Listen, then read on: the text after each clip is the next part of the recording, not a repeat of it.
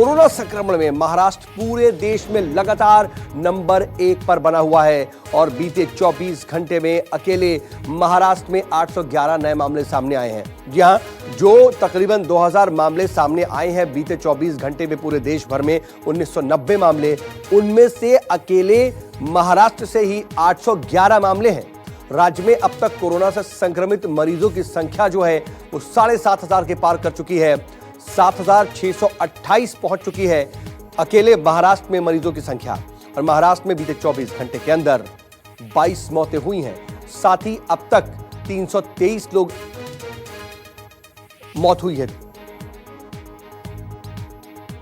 यानी कि बीते 24 घंटे में 22 लोगों की मौत हुई है और अब तक पूरे महाराष्ट्र में 323 लोग इस बीमारी की चपेट में आकर के अपनी जान गंवा चुके हैं। तो वहीं देश की आर्थिक राजधानी मुंबई भी कोरोना के लिहाज से बेहद खतरनाक लगातार बनी हुई है और एशिया के सबसे बड़े स्लम धारावी में पिछले 24 घंटे में 21 कोरोना के नए मामले सामने आए। इसके बाद धारावी में कोरोना मरीजों की संख्या तकरीबन 250 पहुंच गई है। 241 मरीजों की संख्या अकेले धारावी में है और 14 लोगों की मौत अकेले धारावी में हो चुकी है। मैं अगर पूरे मुंबई की बात करें तो सिर्फ मुंबई में ही 4,870 तक पहुंच गई है कोरोना मरीजों की संख्या। अंदाजा लगाइए, 7,500 मरीज हैं पूरे महाराष्ट्र में और यहां पर 4,870 अकेले मुंबई में। और अब तक अकेले मुंबई में ही 191 लोग कोरोना से जान गंवा चुके हैं। इंद्रजीत सिंह मेरे सहयोगी इस खबर पर मेरे साथ मुंबई से लाइव जुड़ रहे हैं। इंद्रजीत, महाराष्ट्र की जब बात करते हैं तो वो तो अपने आप में चिंताजनक है, लेकिन जब महाराष्ट्र के साथ साथ हम मुंबई को देखते हैं तो वाकई बहुत ज्यादा चिंता होती है कि आखिर अकेले मुंबई में सुपर हॉट स्पॉट ये लगातार क्यों बना हुआ है। मामले थम भी नहीं रहे, लगातार बढ़ते जा रहे हैं।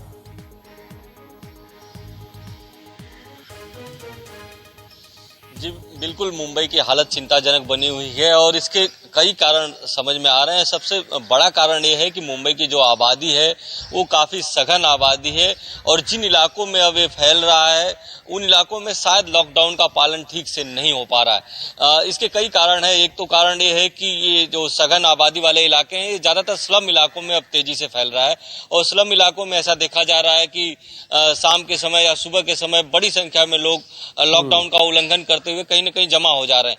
दूसरा सबसे बड़ी बात ये होती है कि स्लम इलाके में कॉमन फैसिलिटी का लोग यूज करते हैं, यानी एक ही टॉयलेट में 8-10 परिवार 15 परिवार के लोग जाते हैं।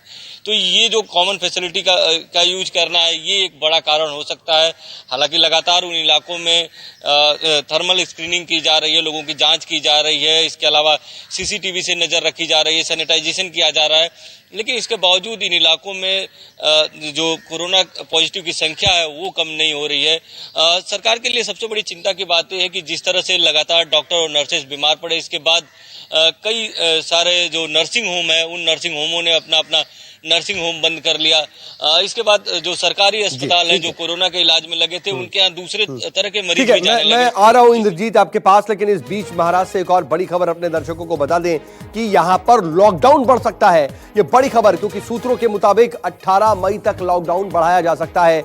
महाराष्ट्र सरकार लॉकडाउन को 3 मई से बढ़ाकर 18 मई तक करने पर विचार कर रही है, क्योंकि महाराष्ट्र की स्थिति लगातार चिंताजनक बनी हुई है।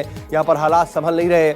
इसके लिए सीएम ऑफिस सभी विभागों से लगातार संपर्क में है और लॉकडाउन बढ़ाने के लिए सरकारी विभाग चर्चा कर रहे हैं। इंद्रजीत मेरे साथ लगातार इस खबर पर ज्यादा जानकारी के साथ जुड़े हुए हैं। इंद्रजीत, लॉकडाउन बढ़ाना जो है वो एकमात्र कहीं ना कहीं सॉल्यूशन नजर आ रहा है महाराष्ट्र में कोरोना को कंट्रोल करने में, क्योंकि लॉकडाउन के बावजूद इतने मामले हैं। तो अगर लॉकडाउन खुलता है तो स्थिति विस्फोटक हो जाएगी।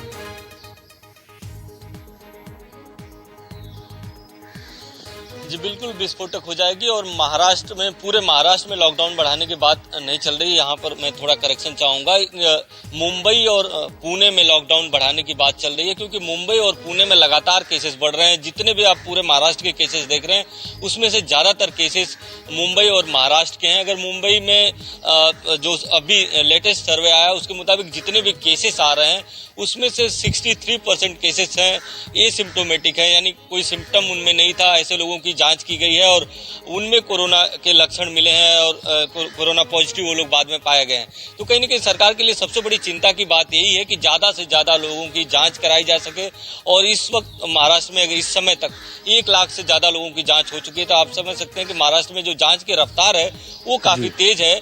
इसके बावजूद जो ये सिम्टोमेटिक लगातार आ रहे हैं, ये कहीं न कहीं सरकार के लिए चिंता का विषय है। इस बीच सरकार इस बात का भी ध्यान रख रही है कि कैसे जो मजदूर इलाके हैं, जहाँ पे गरीब मजदूर रहते हैं, उनमें कैसे काबू पाया जाए। और सरकार ने एक आंकड़ा निकाला है, उसके मुताबिक सिर्फ मुंबई में इस समय 3.5 लाख दूसरे राज्यों के मजदूर फंसे हुए हैं, उनको कैसे बाहर निकाला जाए, इस पे भी चर्चा चल रही है।